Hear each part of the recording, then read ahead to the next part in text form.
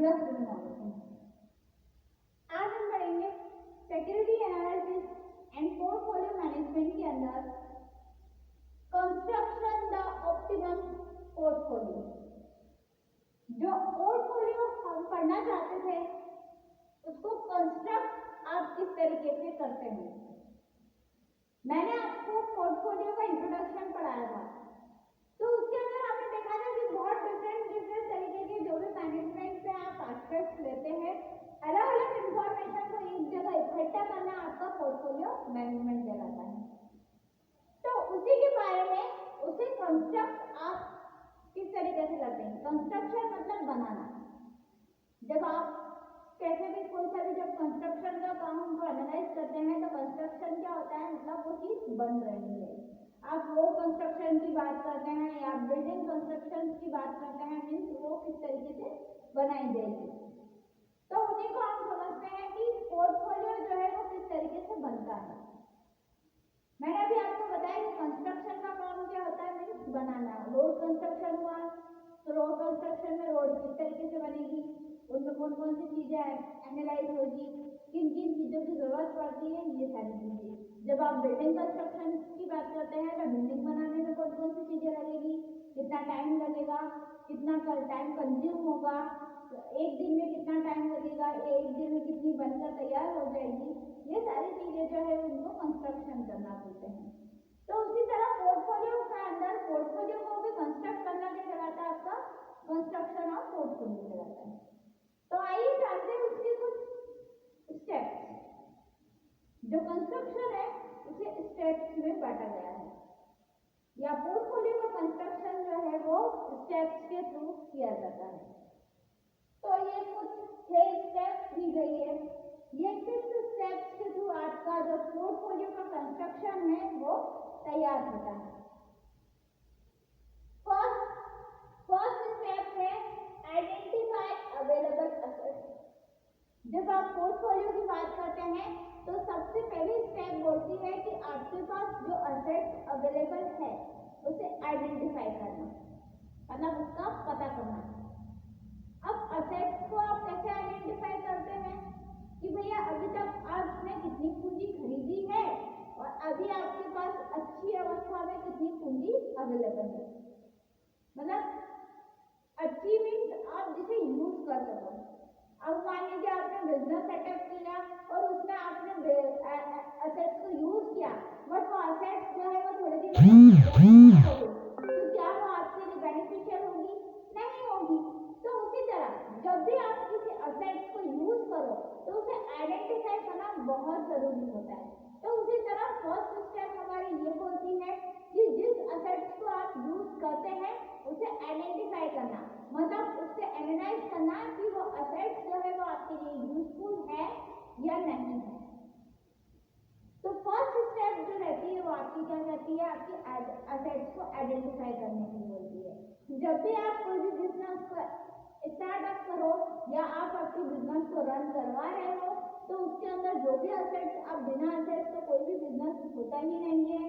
तो जो भी बिजनेस के अंदर आप एसेट्स या कैपिटल यूज कर रहे हो वो अच्छी होनी चाहिए। या आप कैपिटल की भी बात करते हैं तो कैपिटल भी किस फॉर्म में होनी चाहिए, अच्छी फॉर्म में होना चाहिए।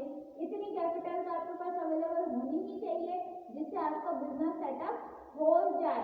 तो ये सारी चीजें जो है किसके अंदर आती है, आपके कंस्ट्रक्शन की फर्स्ट स्टेप के अंदर आती है।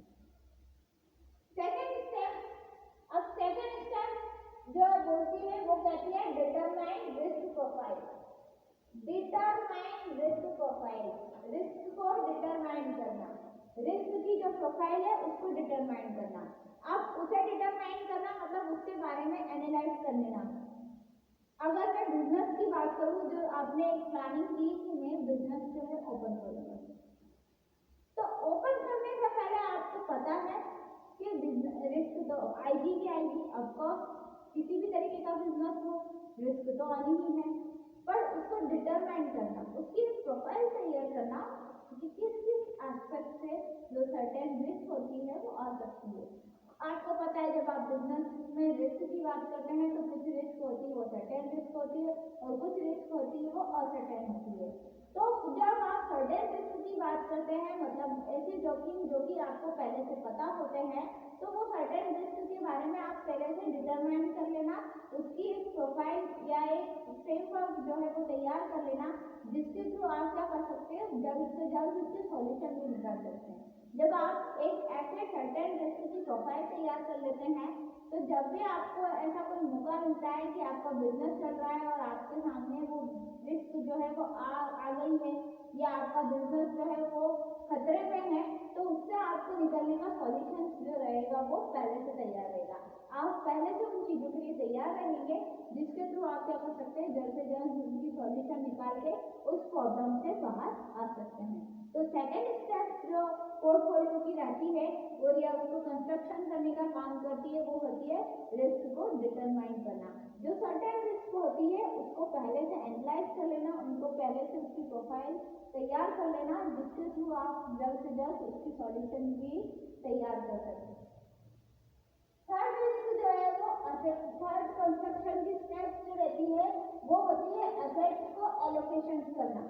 अब जो एसेट्स है उनको एलोकेट किस तरीके से किया जाता है, मान लीजिए आपने कुछ एसेट्स को यूज किया है तो उनको किन किन एस्पेक्ट से आप एलोकेट कर सकते हैं। एलोकेट करना मतलब उसका यूटिलाइज करना। अब अगर मैंने कोई कंप्यूटर रखा है, ये मेरे लिए एक एसेट है, तो मैं उसको किस किस तरीके से यूज कर सकती हूँ। मैं कंप्यूटर के थ्रू एक्सेल पे वर्क कर सकती हूँ, मैं कंप्यूटर से उसका अगर प्रिंटर होगा तो उससे मैं प्रिंट निकाल सकती हूँ। मैं जितना भी यूजफुल चीजें उस एसेट से ले सकती हूँ उसको एलोकेट करना। इट मीन्स उसका एसेट्स को क्या हो रहा है, एलोकेशन हो रहा है, मतलब ज्यादा से ज्यादा किस तरीके से मैं उसका उपयोग कर सकती हूँ। तो तीसरे जो स्टेप होती है वो ये कहती है कि आप जब आपके एसेट्स को डिटरमाइन कर लिया, आपने आपकी जो रिस्क है उसको भी डिटरमाइन कर लिया, आप जो एसेट्स है अब उसको एलोकेट कर दो, मतलब उस एसेट से अब आप काम लेना शुरू कर दो। तो तीसरी स्टेप जो होती है, आपने बिजनेस को क्या किया, फर्स्ट स्टेप में आइडेंटिफाई किया एसेट्स को कि किस एसेट से मैं बिजनेस सेटअप कर सकती हूँ। सेकेंड में रिस्क को डिटरमाइन कर लिया कि अगर मैं बिजनेस सेटअप करूँगी तो किस किस तरीके की रिस्क मुझे मिल सकती है। अब थर्ड में मैं उस एसेट्स को यूज करना स्टार्ट कर दूंगी कि इस एसेट्स को मैं किन किन अलग अलग तरीके से उपयोग करके अपना काम निकाल सकती हूँ। अब फोर्थ स्टेप जो है कंस्ट्रक्शन की वो कहती है मैनेजमेंट अप्रोच। अब जब बिजनेस आप सेटअप कर लेते हैं तो आपकी जो फोर्थ स्टेप होती है which is called management approach. Management approach का फॉर्मूला होता है या मैनेजमेंट अप्रोच का मीनिंग होता है कि आप आपकी जो बिजनेस है उसको प्रॉपर तरीके से किस एस्पेक्ट के थ्रू मैनेज कर सकते हैं। फॉर एग्जाम्पल अगर मैं मैनेजमेंट अप्रोच की बात करूँ तो एक सक्सेसफुल बिजनेस जब तक सक्सेसफुली तरीके से चल सकता है जब तक उसका मैनेजमेंट प्रॉपर हो, उसकी प्लानिंग, उसकी कंट्रोलिंग पावर, उसका मैनेजमेंट सिस्टम, उसका मैनेजर, ये सारी चीजें जो अच्छे से मैनेज कर रहा है, दैट मीन्स उसका मैनेजमेंट अप्रोच जो है स्ट्रॉन्ग है, तभी वो उसका बिजनेस जो है वो आगे चल सकता है। तो जब आप मैनेजमेंट को अप्रोच करने की बात करते हैं, इट मीन्स आपका जो बिजनेस का मैनेजमेंट होता है या बिजनेस का एनवायरनमेंट होता है वो पॉजिटिवली प्लस इफेक्टिवली वर्क करना चाहिए। पॉजिटिवली एंड इफेक्टिवली मीन्स आपका जो बिजनेस होता है वो शांत स्वभाव का होना चाहिए, आपका बिजनेस अच्छी तरीके से रन करने वाला होना चाहिए, सारी मैनेजमेंट प्रॉब्लम्स को सॉल्व करने वाला होना चाहिए और बिजनेस से रिलेटेड जितनी भी प्रॉब्लम्स आती है उनको सॉल्व करे और साथ में आपको प्रॉफिट भी अर्न कर सके। आपको प्रॉफिट अर्न तभी होगा जब आपका बिजनेस के अंदर मैनेजमेंट सिस्टम चलेगा। जब आप मैनेजमेंट की बात करते हैं तो सारी चीजें प्रॉपर तरीके से कंट्रोलिंग में चलेगी, जो मैनेजर्स रहते हैं उनकी पावर के अंदर कंट्रोलिंग में वर्क होगा, उनकी प्लानिंग अच्छे से होगी, अप्रोचेस सारी चीजों के अच्छे से होंगे, उसे आप क्या बोलते हैं, मैनेजमेंट अप्रोच। तो पोर्टफोलियो का जो फोर्थ स्टेप होती है उसके थ्रू आप क्या कर सकते हैं, आपकी मैनेजमेंट को कंस्ट्रक्ट कर सकते हैं। जब तक आप बिजनेस को सक्सेसफुल नहीं बना सकते जब तक आपका मैनेजमेंट अच्छा नहीं होगा। एक सक्सेसफुल बिजनेस की सक्सेस के पीछे क्या राज होता है, उसका परफेक्ट मैनेजमेंट होता है। नेक्स्ट है हमारा fifth step called investment selection.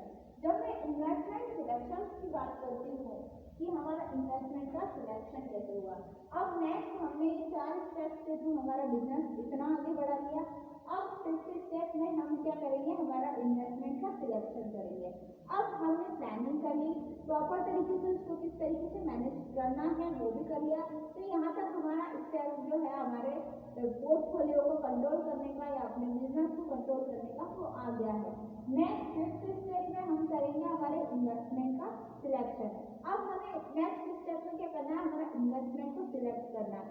Investment मतलब हम कितना पैसा लगा सकते हैं और उससे हमें कितना रिटर्न मिल सकता है। भैया हम बिना रिटर्न के कोई भी इन्वेस्टमेंट नहीं करेंगे। हम जब भी कोई डिसीजन लेते हैं किसी भी बिजनेस का हुआ या हम हमारे घर में भी कोई डिसीजन लेते हैं, तो जब तक हम उसका फायदा नहीं देखते, जब तक कोई भी काम करते हैं क्या नहीं करते, बिना फायदे का कोई भी काम नहीं किया जाता। तो इसीलिए इन्वेस्टर्स भी रहते हैं तो उसका इन्वेस्टमेंट का सिलेक्शन करना पड़ता है। इन्वेस्टमेंट का सिलेक्शन इन द सेंस आप आपकी बिजनेस में कितनी कैपिटल लगा रहे हैं, कितनी असेट्स को लगा रहे हैं और उससे आपको कितना प्रॉफिट अर्न होगा। तो फिर उसको सिलेक्ट करना कि भैया मैं जो नया बिजनेस शुरू कर रहा हूँ उसमें मैं इतने पैसे लगा सकता हूँ ताकि इतना मुझे फायदा हो सके। तो उसको सिलेक्ट करना, सही तरीके से उस पर इम्प्लीमेंट करना नेक्स्ट स्टेप सिलेक्शन की आती है कि इन्वेस्टमेंट आप किस तरीके से कर रहे हैं, कितना पैसा आप लगा रहे हैं और उसके बदले में आपको रिटर्न अमाउंट कितनी मिल सकती है, मिलेगी। Now sixth step is review. Review क्या होता है आपका कि ये सारी स्टेप्स को आप जब कर रहे हैं या इस स्टेप्स को आप फॉलो कर रहे हैं तो इसके बदले में फिर आपकी एक फ्रेमवर्क तैयार हो जाती है। तो इस फ्रेमवर्क से आपको क्या रिव्यू मिला कि वाकई में आपको रिटर्न अमाउंट मिली है या नहीं मिली है, आपका मैनेजमेंट प्रॉपर चल रहा है या नहीं चल रहा है, आपने जो इन्वेस्टमेंट किया है वो किस तरीके से किया है, आपकी असेट्स सही से यूज हो रही है या नहीं हो रही है। ये सारी चीजों का रिव्यू कौन से स्टेप में आता है, आपकी लास्ट स्टेप में। तो हमारी लास्ट की स्टेप जो होती है, जो आपने 5 स्टेप कवर करी है, उन सब का परफॉर्मेंस चेक करने की होती है। साथ में वो वर्क ठीक से हो रहा है या नहीं हो रहा है उसको चेक करने की प्रोसेस क्या कहलाती है, यहाँ पर रिव्यू। तो रिव्यू का मीनिंग होता है चेक करना। अगर मैं रिव्यू का मीनिंग यहाँ पर लिखूँ checking the step. Checking the step मतलब कि जितनी भी स्टेप हुई है या बिजनेस के अंदर जो भी चीजें हम फॉलो कर रहे हैं उसको चेक करना, तो उसे आप क्या कहते हैं, रिव्यू करना कहते हैं। तो बेसिकली कहा जाए तो ये सारी 5 स्टेप्स के अंदर आपका जो कंस्ट्रक्शन का काम होता है वो कंप्लीट हो जाता है। तो लास्ट स्टेप में आप क्या करते हैं, इन सारी चीजों को या सारी स्टेप्स सही से वर्क हो रही है या थ्रू द प्रोसेस हो रही है या नहीं, या प्रोसेस के अकॉर्डिंग हो रही है या नहीं, या प्रोसेस के अगेंस्ट हो रही है, ये सारी चीजों का रिव्यू लेना। इट मीन्स इन सारी चीजों को चेक करना क्या कहलाता है, आपका रिव्यू कहलाता है। तो लास्ट स्टेप है आपकी रिव्यू। इसी के साथ जो आपका रहता है ऑप्टिमम पोर्टफोलियो का कंस्ट्रक्शन, उसकी प्रोसेस कंप्लीट होती है।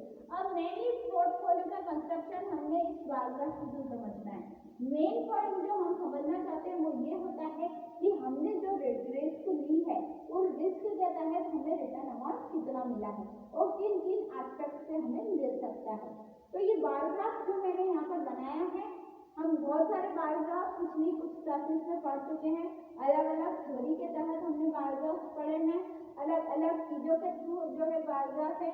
तो बेसिकली जो पोर्टफोलियो है वो पूरा पैराग्राफ पर ही डिपेंड है कि आपकी रिस्क और आपकी रिटर्न के बीच में कितना कितना गेप जो है वो होता है और किस किस हिसाब से आप आपकी रिस्क को कंप्लीट करके या रिस्क को कम करके रिटर्न की अमाउंट बढ़ा सकते हैं। तो हर एक अलग अलग जो ऑथर्स है या अलग अलग जो रिवॉर्ड्स है, उन्होंने अलग अलग जो ऑथर्स ने अलग अलग कुछ डेफिनेशंस या थ्योरीज या मॉडल्स जो है वो दिए हैं, जिनके थ्रू आप क्या कर सकते हो, उन चीजों को पोर्टफोलियो मैनेजमेंट को समझ सकते हैं। तो यहाँ पर भी एक ये पैराग्राफ है, इसके थ्रू आप कंस्ट्रक्शन का वर्क जो पोर्टफोलियो में होता है उन्हें समझ सकते हैं। तो कंस्ट्रक्शन का वर्क जो है वो मैंने आपको बताया किस तरीके से चलता है, 1 by 1 स्टेप बाय स्टेप चलता है। सबसे पहले यहाँ पर ए एंड बी दो पार्टनर्स हैं। ये दो चीजें जो है वो आपकी क्या है, बिजनेस के अंदर आपका रिस्क और आपके रिटर्न दो चीजों पर वर्क करती है। तो ये एक कर्व है, ये यहाँ पर इसका स्टैंडर्ड डेरिवेशन। स्टैंडर्ड डेरिवेशन आपका ये बताता है कि ये डेरिवेशन किन किन और जो है वो मार्कआउट हो रहा है या मार्कआउट कर रहा है। तो यहाँ पर है एक्सपेक्टेड रिटर्न, आपका रिटर्न एक्सपेक्ट आप कितना करते हो। तो यहाँ पर आपने एक स्टैंडर्ड डेरिवेशन में एक स्थिरता, स्टैंडर्ड डेरिवेशन मतलब स्थिरता, आपने कुछ चीजों को स्थिर कर दिया, फिक्स कर दिया। उसके बाद आपका जो इन्वेस्टमेंट है वो आपने फिक्स कर दिया। अब फिर आप क्या करेंगे, उससे कुछ एक्सपेक्टेड रिटर्न जो है वो चाहते हैं कि आपने जो इन्वेस्ट किया उससे आप कितना एक्सपेक्ट कर सकते हैं कि कितना अमाउंट रिटर्न आपको मिलेगा। तो ये चीजें जो है वो दो पार्ट्स में डिवाइड होती है, first standard derivation and second is expected return. उसके अकॉर्डिंग से ये 3-4 जो है वो डेरिवेशन किए हैं, इनके थ्रू जो है वो आपका जो रिस्क और रिटर्न है वो कंपेयर किया जाता है। फर्स्ट में यहाँ पर ए एंड बी दो है, यहाँ पर जो स्टैंडर्ड डेरिवेशन है वो ये बता रहा है कि अभी आपकी रिस्क क्या हुई है, थोड़ी ही कम हुई है, सिर्फ थोड़ी कम हुई है। ये यहाँ से यहाँ जा रहा है, इट मींस आपकी जो ये रिस्क है ए एंड बी की वो थोड़ी कम हुई है। फिर सेकंड डेरिवेशन में देखना, ये जो है वो ज्यादा दूर है, इसमें वो क्या कर दी गई है आपकी ज्यादा, और रिस्क और रिटर्न के बीच में दूरी क्या हो गई है, बढ़ गई है। फिर ये थर्ड डेरिवेशन जो है वो इतनी दूर चले गया, यहाँ पर रिस्क और रिटर्न अब इतने दूर हो चुके हैं कि दिखाई नहीं दे रहे, एंड नाउ लास्ट वाली वो इतना ऊपर चले गए हैं दोनों भी, वो पूरे ही तरीके से गायब हो चुके हैं। तो ये एक डेरिवेशन है जिसके थ्रू आप क्या कर सकते हैं, आप इन्वेस्टमेंट प्लस रिस्क दो चीजों को आप क्या कर सकते हैं, डिनोट कर सकते हैं या एनालाइज कर सकते हैं। पहले रिस्क कम है, दोनों के बीच की दूरी कम है, फिर दोनों के बीच की दूरी ज्यादा हो रही, फिर इतनी दूरी ज्यादा हो रही कि दिख नहीं रही, और फिर लास्ट में तो पूरी तरीके से गायब। ये एक कर्व है जिसके थ्रू आप एक्सपेक्टेड रिटर्न मतलब आप कितना रिटर्न एक्सपेक्ट कर रहे हैं प्लस कितना स्टैंडर्ड डेरिवेशन जो है वो कंपेयर किया जा रहा है। तो ये सारी चीजें जो है वो इसके थ्रू आप समझ सकते हैं। तो ये बार ग्राफ बेसिकली क्या होता है, इस बार ग्राफ के थ्रू आप ये कर्व के थ्रू आप ये समझ सकते हैं कि किन किन एस्पेक्ट से आप आपके पोर्टफोलियो को कंस्ट्रक्ट कर सकते हैं, या आप आपका जो पोर्टफोलियो तैयार करते हैं वो इन तरीके से तैयार किया जा सकता है। तो फर्स्ट है 6 स्टेप्स के बीच में ये वर्क करता है। जब आप पोर्टफोलियो की बात करते हैं या पोर्टफोलियो मैनेजमेंट को मैनेज करने की बात करते हैं तो ये 6 स्टेप्स जो रहती है वो आपके पोर्टफोलियो को तैयार करने में आपकी मदद करती है। एंड दैट ये कर्व जो है वो आपका एक्सपेक्टेड रिजल्ट या एक्सपेक्टेड रिटर्न बताता है कि कितना अमाउंट आप रिटर्न जो है वो पा सकते हैं इस डेरिवेशन के थ्रू, कितना पैसा आपने इन्वेस्ट किया है और कितना पैसा आपने एक्सपेक्ट रिटर्न जो है वो आपको मिल रहा है। तो ये सारी चीजें जो है वो इसके अंदर वर्क करती है। स्टेप सबसे पहले हमने पढ़ा कंस्ट्रक्शन की ऑप्टिमम पोर्टफोलियो के अंदर स्टेप्स कितनी होती है। तो स्टेप्स जो है वो 6 तरीके की होती है। फर्स्ट होती है आइडेंटिफाई करना, सेकंड रिस्क को डिटरमाइन करना, थर्ड असेट्स को एलोकेट करना, फोर्थ मैनेजमेंट को अप्रोच करना, देन फिर इन्वेस्टमेंट का सिलेक्शन किया जाता है कि आप कितने पैसे इन्वेस्ट कर रहे हैं। नाउ फिर इन सारी स्टेप्स को चेकआउट किया जाता है, it means review. Last step में हम क्या करते हैं, उसे पूरी तरीके से चेक करते हैं कि कितने पैसे हमने असेट्स में लगाए हैं, उसमें हमने रिस्क कितनी जनरेट हो रही है, रिस्क को डिटरमाइन कितना किया है। उसके बाद असेट्स से हम किन तरीके से पैसे जब लगाते हैं असेट्स से तो उसको यूटिलाइज किस तरीके से कर रहे हैं, या वो असेट्स हमारे लिए बेनिफिशियल है या नहीं।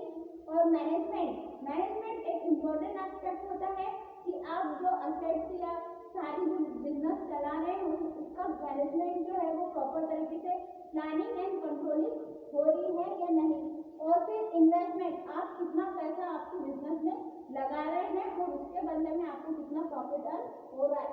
इन सब चीजों को चेक करना लास्ट स्टेप में किया जाता है। फिर हमने ये देखा था बार ग्राफ। आप इस बार ग्राफ से मैंने आपको ये समझाया था कि आप जब रिटर्न और आपकी जो रिस्क रहती है उनके बीच में डिफरेंस जो रहता है वो कितना होता है। साथ ही साथ रिस्क को आप किस तरीके से कम कर सकते हैं और रिटर्न अमाउंट आपको क्या हो जाती है, बढ़ जाती है। इसी के साथ जो हमारा ये टॉपिक था कंस्ट्रक्शन ऑफ ऑप्टिमम पोर्टफोलियो वो कंप्लीट होता है। अब नेक्स्ट लेक्चर में हम पढ़ेंगे इसके आगे के टॉपिक्स के बारे में। तो तब तक के लिए thank you so much and best of luck.